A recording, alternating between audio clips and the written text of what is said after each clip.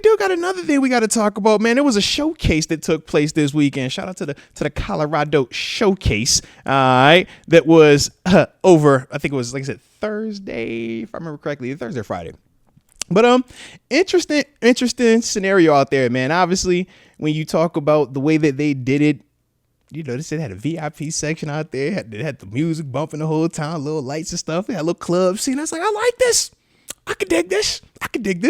I was watching, the NFL Network version. Then I was watching like a YouTube live stream. Shout out to them. Oh man, I wish I could remember them Colorado dudes that were streaming it, man. But they were part of the dance. They were part of Prime's staff. All right. It was Unc and it was another dude, and I couldn't remember the other dude. But it was pretty dope though. All right. It was pretty dope. I liked it. So shout out, man. Shout out.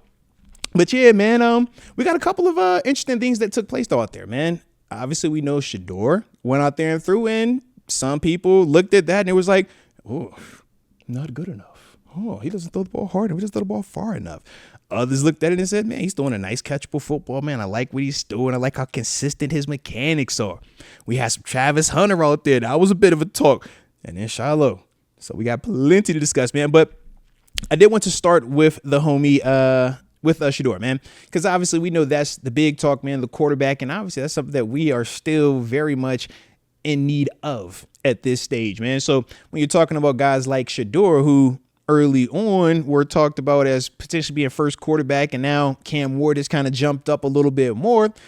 I'm not saying that it's a reality, but I'm all for them talking him down that draft, because if you talk him down that draft, I'm going to tell you, I would love to have him at pick 21. Love it. Yes, even over Jackson Dart. Absolutely would love it. That's if they go let him fall that far. I'm praying that they do. I'm like, yo, the way they was talking, like, yep, keep talking crazy about him. Please keep talking bad about him. Tell him, yep. That, yeah, look at how it just, he's not throwing it super. Oh, yeah, I want all that. I want it all. Please let him fall. Let him fall. I'm telling you now, man.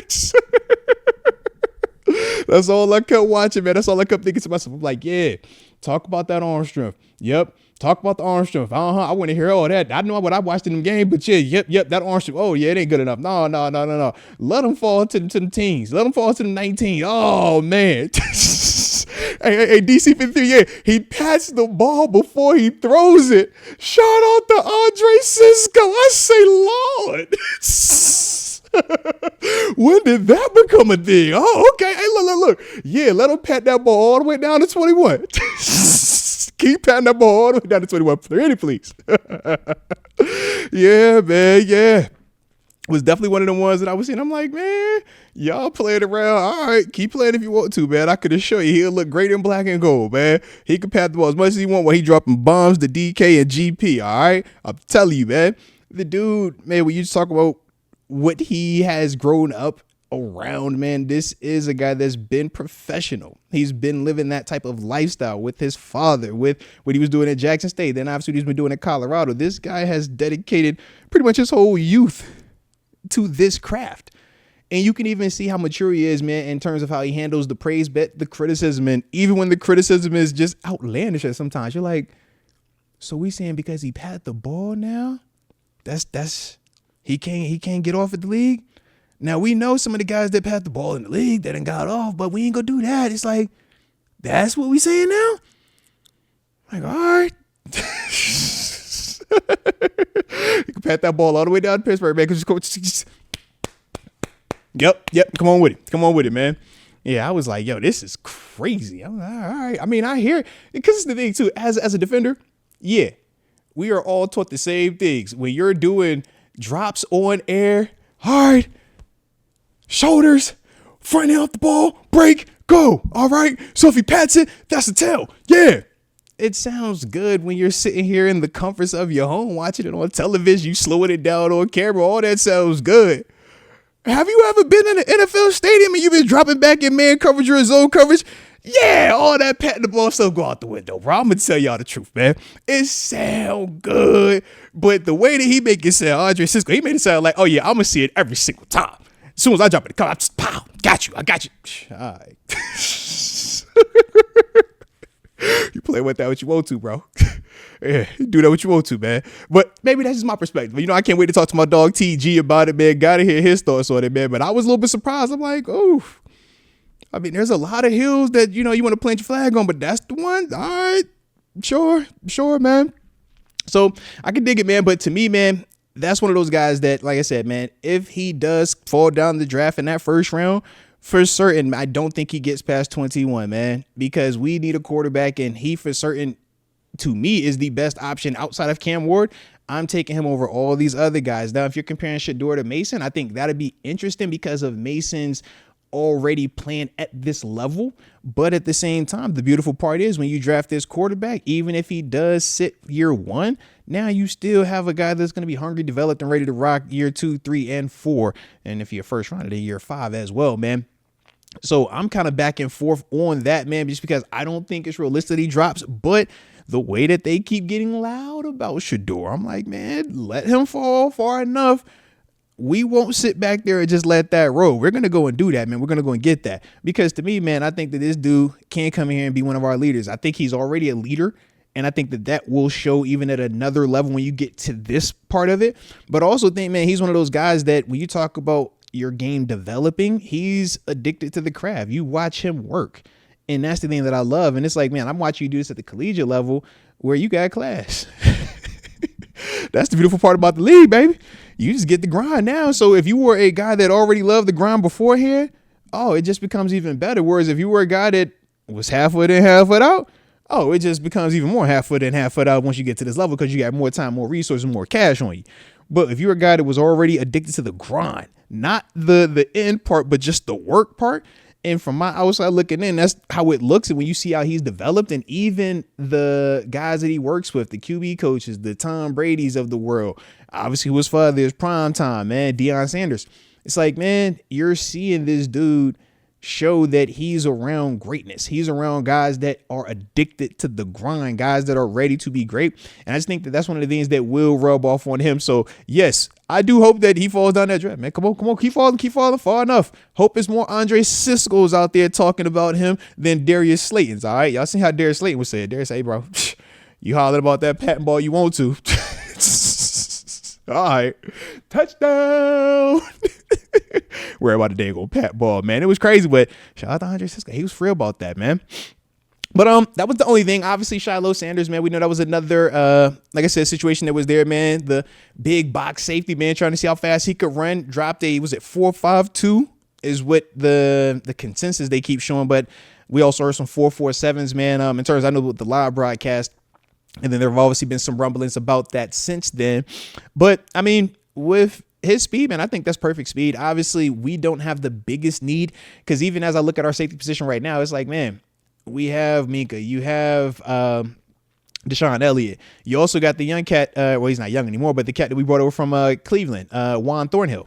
It's like, man, we got some dudes in there, but I don't hate the late round flyer on a Shiloh bringing him in because he is a physical safety, a guy that is a willing tackler. And we know how hard that is to find at times, right? A lot of dudes want to cover. Not a lot of dudes want to hit, man, because it hurts. All right. So when you watch Shiloh in terms of how he's willing participant in the run game, and I mean, to me, I can only think of one game where it was like bad for him. Outside of that, I thought he looked pretty daggone good back there, safety, man, getting his tackle and stuff like that. And, just being a good job of minimizing the damage. So to me, man, when I think of Shiloh, I'm like, yo, if there is the late round situation, man, and he's available, I don't hate that. I don't, man. I think it's a nice, added niche, a nice piece that could add some competition. He's going to have that dog in him. And like I said, man, it doesn't hurt, man.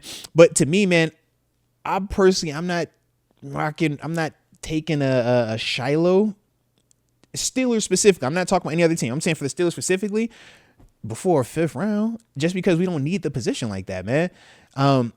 And to me, I don't think that he's the guy that's necessarily going to come in here and be a day one starter for us over Deshaun Elliott, over Minka Fitzpatrick, over Juan Thornhill. But what he could bring to the table is special teams. What he could also bring to the table is physicality, because when I think of, all right, we've been fairly healthy on the back end, but if injuries do happen, you want a guy that can at least be able to come in here and be able to give you some, where there's 3 safety work, or if you need him in that box situation, man, goal line stuff, man, or just short yardage stuff, he is a guy that can come out there and hit, man, can come out there and play that role as he continues to develop. So he's definitely somebody that I would take a late round flyer on, but it has to be late round flyer. All right. And then obviously, man, we know the big name, we ain't got no. I don't even want to talk about him because ain't no point in that one. I'm talking about Travis Hunter. Yeah, he's only working on a wide receiver. It doesn't matter. He won't get past 5. All right. Hey, but he think he's a better DB. It's all right. It's all right. He won't get past 5. All right. Y'all can talk me into Shedeur falling a little bit. Yeah, it did. There is zero chance that a Travis Hunter falls anywhere. Gloves, no gloves, wide receiver, DB, playing both, not playing both. It don't matter. The dude's that dude. Even with his made up route, my man dropped like 5 moves at once. I'm like, you got open 5 times at once too, bro. And it don't matter. I still like you, all right? So, yeah, he ain't getting out of there. Yeah, all right, he gone within 5. It don't matter how you slice it, he going to be going within 5. So, shout out to him on that, man. But I do like the fact he was out there with no gloves on, though, man. Make a statement, why don't you? And that statement is, I can catch, man. Because not everybody can catch, all right? Some of them dudes have to have gloves on with that extra sticky sauce, man. And, yeah, when you see them dudes out there barehanding it, going to get it, 2 hands up, yeah, that's letting you know I do this. I have legit hands. Big time difference, man. So I did like that, man. But, my man wasn't even like tired watching him out there run. That was the other crazy part. I'm like, man, you know how tired I'd be? Man, shoot, I was tired of my problem, tired of my combo. I was tired of, man, everybody get tired out there because you try so daggone hard. You got to impress. You know what I'm saying? So, shoot. But shout out to Travis, though, on that, man. Let me text the homie TG. Make sure he's on schedule as well, man. But like I said, man, as a whole, man, I did like the showcase, though, man. I thought it was a cool little vibe. I thought it was a different added element to the pro day season, man. And sometimes you need that little splash out there, man. So shout out to that, man. But for me, for certain, man, if Shedeur continues to fall the way that they were talking because of patting the football or because when he's throwing his ball, it doesn't come off as hard as some of these other quarterbacks. I'm like, that's cool. You heard how he said it. He said, I'm throwing catchable footballs. I can throw hard for the sake of throwing hard. I can throw with all this zip for the sake of throwing with zip. But is that catchable for my receivers, or does that put them in a bad position? Does that make them, have to work a little bit harder, than they should have to on these particular plays? I like that, man. I like the thought process. I'm like, you know what? Smooth. That's smooth. We seen you play at Colorado. We seen you play when it's cold. We know you could throw the football. We know you got arm strength. Man, you throw a great deep ball. Great deep ball accuracy as well. That's one of the things that I love about his game.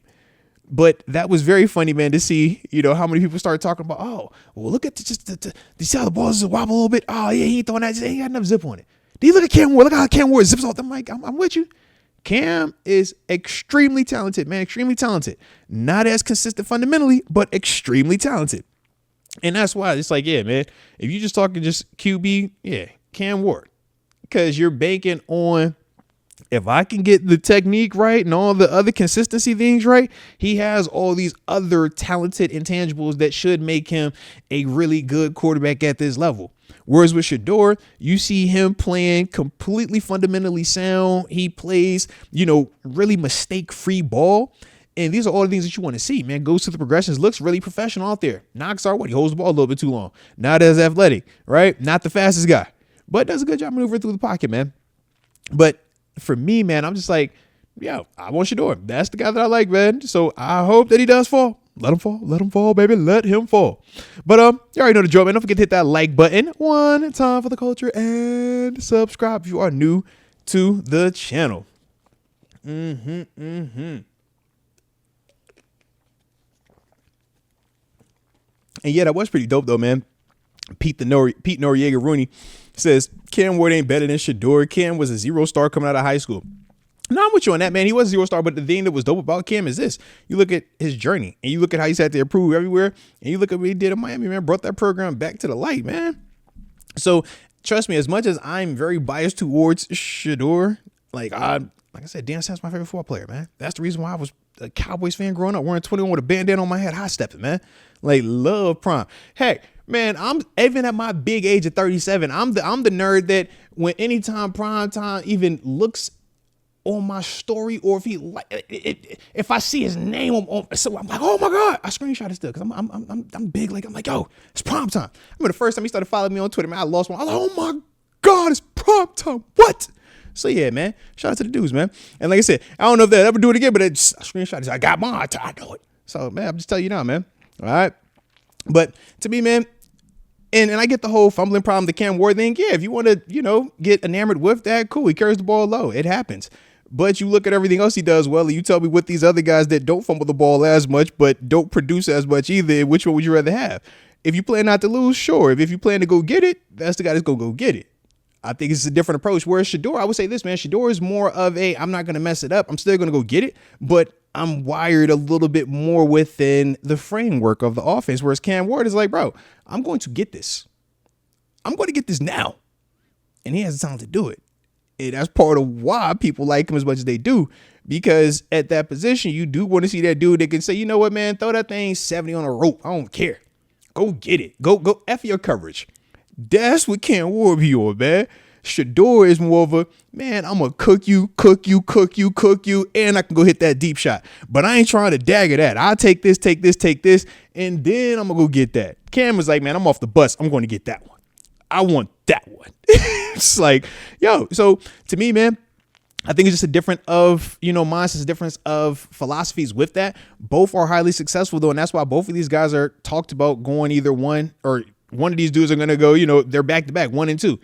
Because to me, they are the separation. And then from there, now you start bringing up your Jackson Darts. Now from there, you can go down that list, the Jalen Milrose, the Tyler Shucks, right? You can start going down to those names. But to me, man, I think it's really just pick your preference, man. Which version do you like? Because that's the whole, why people love Caleb Williams so much. Because it's like, this dude can do all the off schedule, the exotic arm throws, the angles and stuff like that. He looks good, looks the part, and is dope. But you also see where he has some struggles, right, with the transition.